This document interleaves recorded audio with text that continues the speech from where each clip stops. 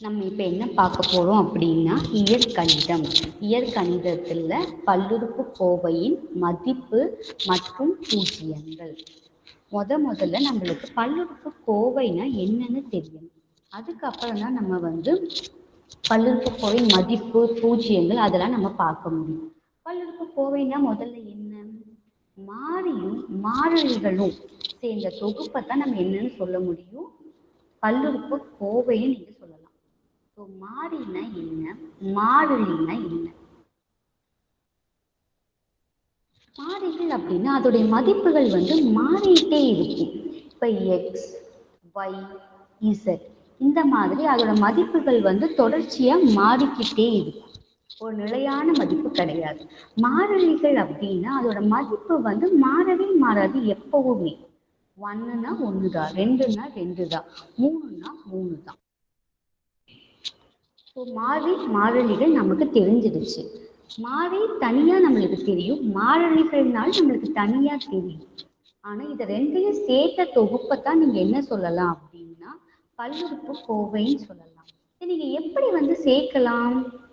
அடிப்படை தொகுப்புகள், அடிப்படை செயல்கள் பிளஸ், மைனஸ், மல்டிப்ளிகேஷன், டிவிஷன், அதாவது கூட்டல், கழித்தல், பெருக்கல், வகுத்தல் இந்த மாதிரி குறியீடுகளை யூஸ் பண்ணி நீங்க பல்லுறுப்பு கோவைகளை உருவாக்கலாம். மாறிகளும் மாறிலிகளும் நம்ம கூட்டல், கழித்தல், பெருக்கல், வகுத்தல் யூஸ் பண்ணி சேர்க்கறத என்னன்னு சொல்ல முடியும் அப்படின்னா பல்லுறுப்பு கோவைன்னு நம்மளால சொல்ல முடியும். அதுக்கப்புறம் நம்ம என்ன பண்ண போறோம் அப்படின்னா பல்லுறுப்பு கோவையின் மதிப்புன்னா என்ன, இதைத்தான் நம்ம அதுக்கு அடுத்தது நம்ம பார்க்க போறோம். பல்லுறுப்பு கோவையின் மதிப்பு ஃபர்ஸ்ட் எப்படி பல்லுறுப்பு கோவை நம்ம குறிப்பிடலாம். இங்கிலீஷ்ல பல்லுறுப்பு கோவையை பாலினாமியல்னு சொல்லுவாங்க. பாலினாமியலோட ஃபர்ஸ்ட் லெட்டர் என்னன்னா பி. அதனால நம்ம என்ன பண்றோம் அப்படின்னா பாலினாமியல பி ஆஃப் எக்ஸ் அப்படிங்கிறது நம்ம குறிப்பிடுறோம். இப்போ எக்ஸுங்கிற இடத்துக்கு பதிலாக நீங்கள் ஏதாவது ஒரு வேல்யூ நீங்கள் பிரதியிடணும். எக்ஸ் எங்கெங்கே இருக்கோ அங்கே எல்லாமே நீங்கள் ஒரு வேல்யூ கொடுக்கணும். நான் இங்கே 1, 2, 3 எது வேணால் கொடுக்கலாம். நான் பொதுவாக ஒரே ஒரு வேல்யூ எடுத்துக்கிறேன். எக்ஸுக்கு பதிலாக நான் ஏன்னு கொடுக்குறேன். எக்ஸ் எங்கெங்கே இருக்கோ அங்கே ஏன்னு நான் கொடுத்தேன்னா எனக்கு கடைசியில் வர மதிப்பு என்னன்னா அதுதான் பல்லுறுப்பு கோவையோட மதிப்பு அப்படின்னு நம்ம சொல்ல முடியும். ஸோ இப்போ நான் ஒரே ஒரு எக்ஸாம்பிள் சொல்கிறேன். அதுலேருந்து நம்ம பல்லுறுப்பு கோவையின் மதிப்பு எப்படி கண்டுபிடிக்கலாம் அப்படிங்கிறத நம்ம பார்க்கலாம். எஃப் ஆஃப் எக்ஸ் நீங்கள் கொடுத்துருக்கிறது f of x equal to x square plus 3x minus 1ன்னு உங்களுக்கு கொடுத்துருக்காங்க. அதுக்கப்புறம் என்ன கொடுத்துருக்காங்க அப்படின்னா எக்ஸ் ஈக்குவல் டு 2 அப்படிங்கும்போது பல்லுறுப்பு கோவையின் மதிப்பை காண்க. பல்லுறுப்பு கோவையின் மதிப்பை காண்க.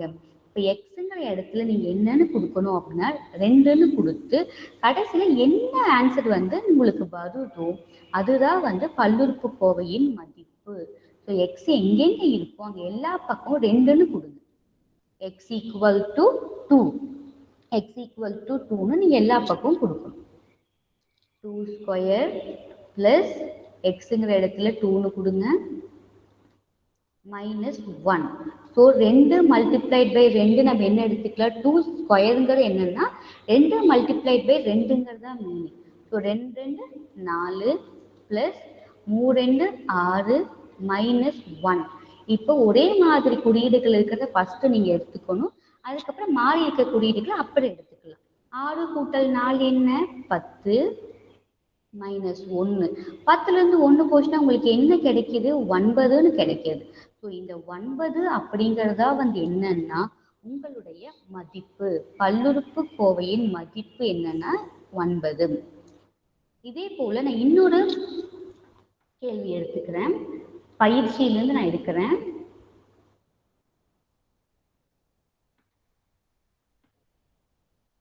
பயிற்சி 3.2 3.2 கேள்வி. முதல் கேள்வி f of y equal to 6y minus 3y square +3 என்ற பல்லுறுப்புக்கோவையின் மதிப்பை காண்க. உங்களோட கேள்வி வந்து என்ற பல்லுறுப்புக்கோவையின் மதிப்பை காண்க. இங்க வந்து ஃபர்ஸ்ட் கேள்வி என்னன்னா yங்கிற இடத்துக்கு பதிலா 1ன்னு கொடுங்க அப்படின்னு சொல்றாங்க. y = 1ங்கும் போது உங்களுடைய மதிப்பு என்ன? ஸோ நீங்க என்ன பண்ணணும் அப்படின்னா yங்கிற இடத்துல 1ன்னு மட்டும் கொடுத்தீங்கன்னா போதும். y எங்கெங்க இருக்கும் அங்க எல்லா பக்கம் ஒரு 1 போடுங்க. 3 × yங்கிற இடத்துல ஒரு 1 போட்டுக்கோங்க. மற்ற இருக்க வேல்யூ எல்லாம் அப்படியே தான் நீ எழுதணும். 6 × 1 என்னது? 6 × 1 6 -3 1 × 1ங்கிறது என்ன? 1 எத்தனை டைம் மல்டிபிள் பண்ண 1 தான் கிடைக்கும். +3 இன்னும் என்ன இருக்கு நம்மளுக்கு மிச்சம்? 6 - 3 +3. இப்போ வந்து நீங்க வந்து ஒரே மாதிரி குறியீடுகள் இருக்கிறத ஃபர்ஸ்ட் போட்டும் பண்ணலாம். இல்லை வந்து நீங்க ஒவ்வொரு ஸ்டெப்பா நீங்க கழிச்சும் நீங்க பண்ண முடியும். 6ல இருந்து 3 போச்சுன்னா என்ன வரும்? 3. மிச்சம் இருக்கிறது 3. இப்போ 3 + 3 உங்களுக்கு என்ன கிடைக்கிது? 6. ஸோ உங்களுடைய மதிப்பு என்னன்னா இந்த பல்லுறுப்புக்கோவையின் மதிப்பு வந்து 6.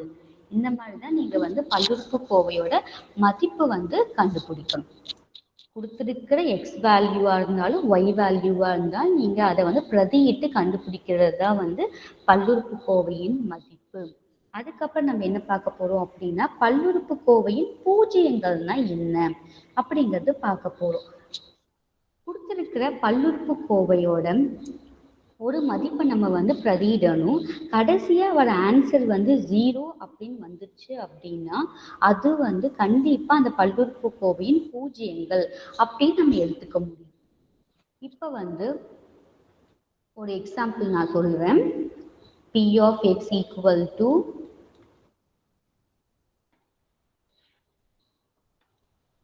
4x³ -6x² + 3x -14ங்கிறது உங்களுடைய கேள்வி. அவங்க என்ன கொடுத்துருக்காங்க அப்படின்னா எக்ஸுக்கு பதிலாக நீங்க 2ன்னு கொடுங்க. எக்ஸுக்கு பதிலாக 2ன்னு கொடுங்கன்னு சொல்றாங்க. ஸோ எக்ஸ் எங்கெங்க இருக்கோ அங்க எல்லாமே நீங்க என்ன கொடுக்கணும் அப்படின்னா 2ன்னு கொடுக்கணும். 4 × x எங்க இருக்குன்னு உங்களுக்கு தெரியுது. 4க்கு அப்புறம் ஒரு x இருக்குங்களா, அங்க வந்து நீங்க 2ன்னு கொடுங்க.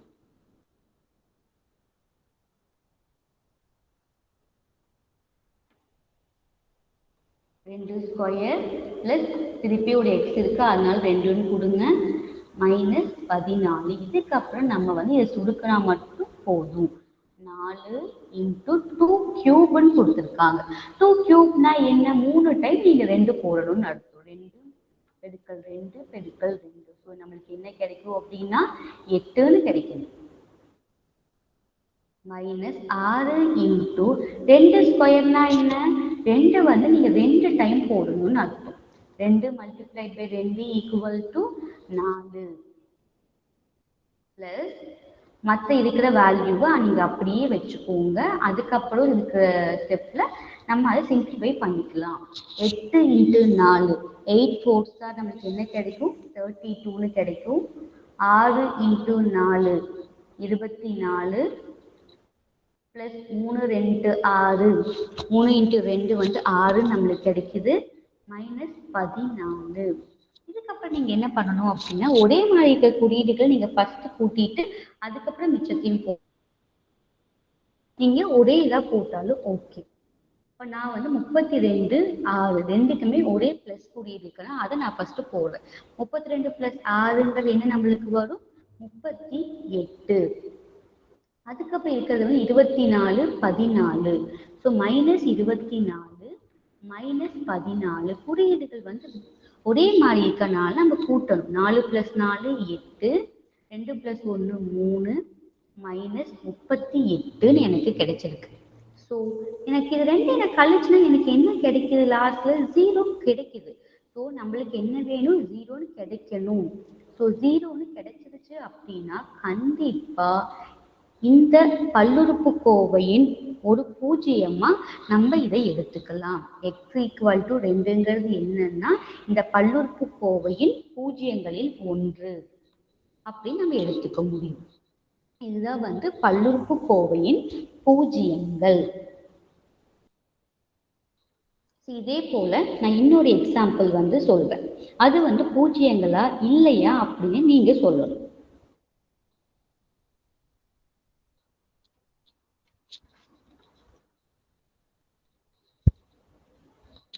என்னுடைய கேள்வி என்னன்னா f of x equal to x square minus 4x plus 3 என்னோட கொஸ்டின். அதுக்கப்புறம் என்ன கொடுத்துருக்காங்க அப்படின்னா இங்க வந்து நீங்க x equal to 2ன்னு போடுங்கன்னு சொல்லியிருக்காங்க. x equal to 2ங்கும் போது f of x ஓட பூஜ்ஜியங்கள் இருக்கா இல்லையா நீங்க செக் பண்ணணும். லாஸ்ட்ல ஒரு ஆன்சர் 0வா இல்லையா. எக்ஸுக்கு பல 2ன்னு மட்டும் போட்டுட்டே வாங்க. எங்கெங்கே எக்ஸ் இருக்கோ அங்கே எல்லாம் 2 போட்டுக்கணும். 2 ஸ்கொயர் மைனஸ் 4 இன்டூ 2 ப்ளஸ் 3. 2 2 நம்மளுக்கு என்ன வரும், 2 டைம் போட்டால் 2 ஸ்கொயர். ஸோ 4 உங்களுக்கு கிடைக்கிது. 4 2 8 ப்ளஸ் 3. இங்கே வந்து ஒரே மாதிரி குறியீடுகள் இருக்கிறத ஃபஸ்ட்டு போடணும். அதுக்கப்புறம் மிச்ச குறியீடுகளை மாற்றி போட்டுக்கலாம். 4க்கு முன்னாடி ப்ளஸ் இருக்கிறத அர்த்தம். இங்கே 3 இருக்கு. 4 + 3ங்கிறது என்ன, 7 மைனஸ் 8. 7 8 போச்சுன்னா உங்களுக்கு என்ன கிடைக்கும், குறியீடுகள் மாறி இருக்கு. ஸோ நீங்க கழிக்கணும். அதுக்கப்புறம் எந்த நம்பர் வந்து பெருசா இருக்கு, 7 பெருசா 8 பெருசா, நம்மளுக்கு 8 தான் பெருசு. ஸோ அதோட குறியீடு என்ன, மைனஸ். ஸோ நீங்க இப்படி போடணும். எனக்கு வந்து 0 வந்துச்சுன்னா, 0 வந்துச்சுன்னா சரி, இது பல்லுறுப்புக்கோவையின் பூஜ்ஜியம்னு நம்ம எடுத்துக்க முடியும். ஆனால் எனக்கு வந்தது 0 வரவே இல்லை. ஸோ கண்டிப்பா இந்த x = 2ங்கிறது வந்து பல்லுறுப்புக்கோவையின் பூஜ்ஜியம் இல்லை. ஓகே, நீங்க லாஸ்ட்ல எழுதும்போது x = 2 அப்படிங்கிறது பல்லுறுப்புக்கோவையின் பூஜ்ஜியம் இல்லை அப்படின்னு நீங்க சொல்லணும். ஓகே, இதுதான் வந்து பல்லுறுப்புக்கோவையின் பூஜ்ஜியங்கள்.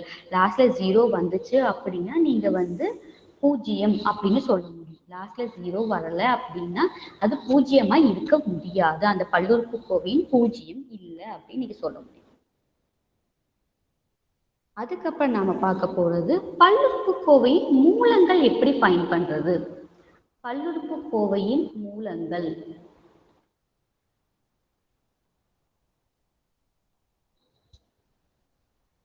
என்னோட முதல் கேள்வி என்னன்னா 5x - 3 = 0. உங்களுக்கு வந்து இங்க எந்த வேல்யூமே வந்து அவங்க கொடுக்கல. அவங்க என்ன கேட்குறாங்க அப்படின்னா இதோட மூலங்கள் மட்டும் நீங்க கண்டுபிடிங்க, அது மட்டும் போதும் அப்படின்னு சொல்றாங்க. இப்போ பல்லுறுப்புக்கோவையோட பொதுவான வடிவம் என்னன்னா P of A = 0, P of x = 0. இப்போ இங்க இருக்கிறதே வந்து = 0 தான் இருக்கு. இதுல இருந்து நீங்க என்ன கண்டுபிடிக்கணும் அப்படின்னா எக்ஸோட வேல்யூ என்னன்னு நீங்க கண்டுபிடிக்கணும். இங்க எக்ஸ் 5x - 3 தான் இருக்கு. உங்களுக்கு என்ன வேணும் அப்படின்னா எக்ஸுங்கிற வேல்யூ வேணும். எக்ஸ் உங்களுக்கு தெரியாது. எப்பவுமே தெரியாத வேல்யூ வந்து லெஃப்ட் சைடும், தெரிஞ்ச வேல்யூ வந்து ரைட் சைடும் வச்சுக்கோங்க.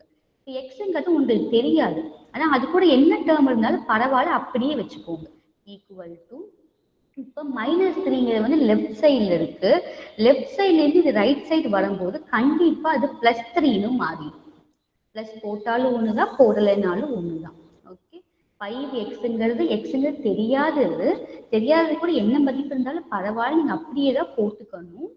அதுக்கப்புறம் மிச்சம் இருக்க எல்லாத்தையுமே உங்களோட ரைட் சைடு கொண்டு வந்துடணும். இங்கே மைனஸ் இருந்துச்சுன்னா ரைட் சைடு வரும்போது ப்ளஸ்ஸாக மாறிடும். சப்போஸ் ப்ளஸ் இருந்துச்சுன்னா ரைட் சைடு வரும்போது மைனஸாக மாறிடும். அதுக்கப்புறம் 5x எப்படி இருக்கு, 5 × xன்னு இருக்கு. இப்போ வந்து நீங்க எக்ஸ் மட்டும் உங்களுக்கு வேணும், மற்ற எதுவுமே உங்களுக்கு வேண்டாம். ஸோ எக்ஸை வந்து தெரியாத வேல்யூ லெஃப்ட் சைடு வச்சுக்கோங்க. Equal to 3.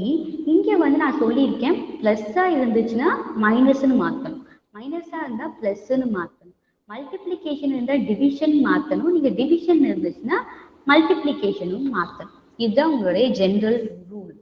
ஸோ இங்கே என்ன இருக்கு, மல்டிப்ளிகேஷன் இருக்கு. ஸோ மல்டிப்ளிகேஷன் ஆஃப் 5 வந்து உங்களுடைய லெஃப்ட் சைட்ல இருந்து ரைட் சைடு வந்தா என்ன ஆகும், டிவிஷன்னு வந்துடும். ஸோ உங்களுக்கு கடைசியில கிடைச்ச எக்ஸ் வேல்யூ என்ன அப்படின்னா 3/5. இதத்தை என்னன்னு சொல்றாங்கன்னா மூலங்கள் அப்படின்னு அவங்க சொல்றாங்க. ஸோ இதே போல இன்னொரு கொஸ்டின் சொல்றேன். அதே இதுல மூலங்கள் கண்டுபிடிக்கணும். பின்வரும் பல்லுறுப்புக்கோவை சமன்பாட்டில் மூலங்களை கண்டுபிடிக்க அப்படின்னு அவங்க சொல்லியிருக்காங்க. -7 -4x = 0 அப்படின்னு அவங்க சொல்லியிருக்காங்க. உங்களுக்கு இங்கிருந்து என்ன வேணும் அப்படின்னா எக்ஸ் மட்டும்தான் வேணும். ஸோ எக்ஸ் கூட என்ன இருந்தாலும் பரவாயில்ல, அது அப்படியே போட்டுக்கோங்க. எக்ஸ் கூட -4 இருக்கு, அதனால அதை அப்படியே வச்சிருங்க.